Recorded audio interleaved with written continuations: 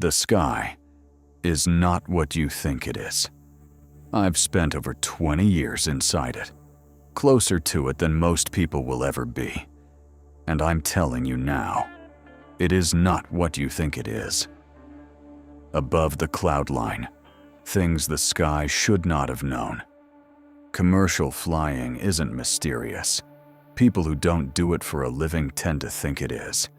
They imagine turbulence as danger, clouds as concealment, altitude as risk. From the cockpit, it's the opposite. Everything is measured. Everything is mapped. Every airway, every altitude, every transition point exists because someone, long before you, figured out the safest, most efficient way to move aluminum through the air. By the time you reach an airline cockpit, the romance is gone.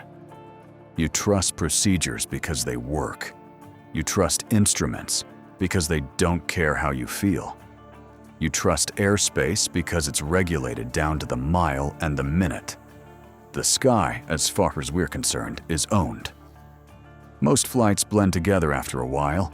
Push back, taxi, line up, climb, cruise, descend, land.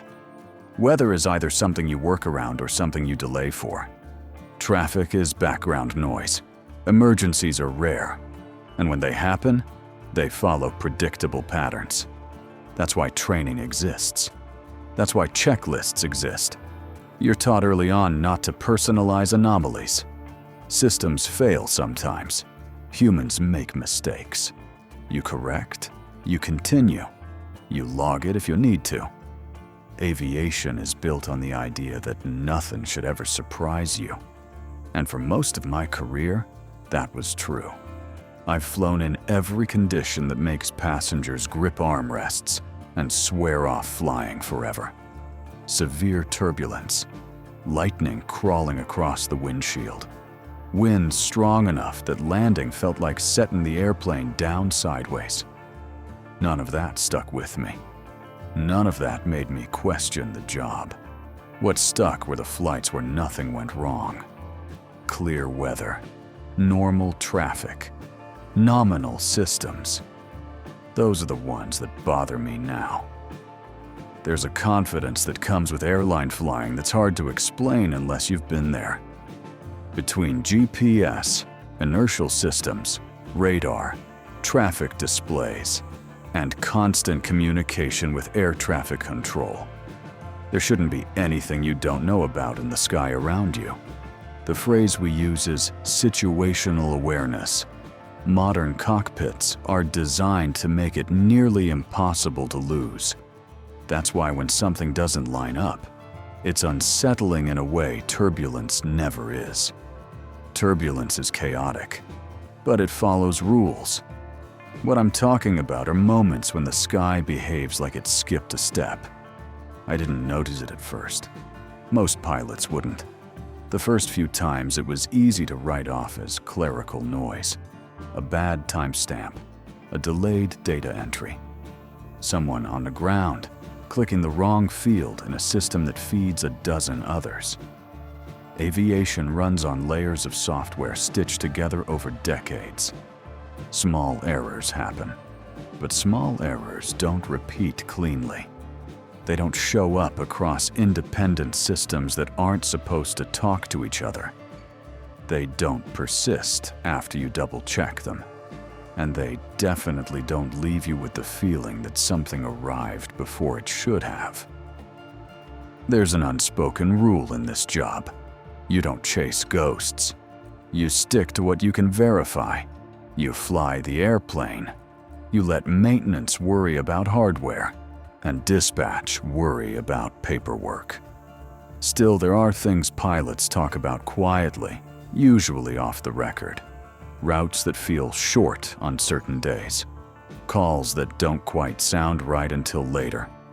Visuals that vanish the moment you look away. Aviation attracts practical people. We don't lean into mystery.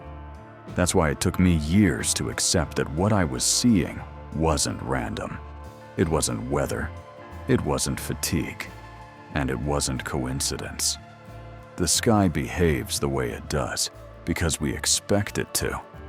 Because we assume distance is fixed, time is linear, airspace is consistent. Almost all of the time, those assumptions hold. Almost. The flights I'm about to describe didn't involve emergencies. No maydays, no screaming alarms, no heroic landings. They were ordinary flights that ended with data that didn't belong to them. And once you notice that kind of thing, it becomes harder to ignore the days when the sky feels just a little too efficient, a little too close. Incident 1. The suitcase that arrived first. This one didn't feel important at the time. If anything, it felt like a mild inconvenience wrapped in someone else's problem. We were already taxiing in when the cabin crew called up to the cockpit. A passenger had a question about their bag. That happens on almost every flight. People worry their luggage didn't make it. People misread the carousel numbers. People assume the worst before the aircraft doors even open. We told the lead flight attendant, Elena, to have the passenger check with baggage services at the terminal. Standard response. We shut down, ran our checklists, and opened the door. Nothing unusual. The flight itself had been unremarkable. Short hop, clear weather, light load, smooth ride the whole way down. We'd been a few minutes early on arrival, which always feels like a small victory, even though it doesn't actually change anything. I was finishing up paperwork when Elena came back up front. She said the passenger was insisting that their bag was already waiting for them. I remember half smiling and saying something like, "That'd be a first," without really thinking about it. She didn't laugh. She said the passenger had a photo. That got my attention. A photo, time-stamped before we landed, showing their bag on the carousel, already there. I didn't say anything for a moment. I just sat there, looking at a timestamp that didn't make sense. And that was the moment I first started to suspect that something in the sky was running ahead of us.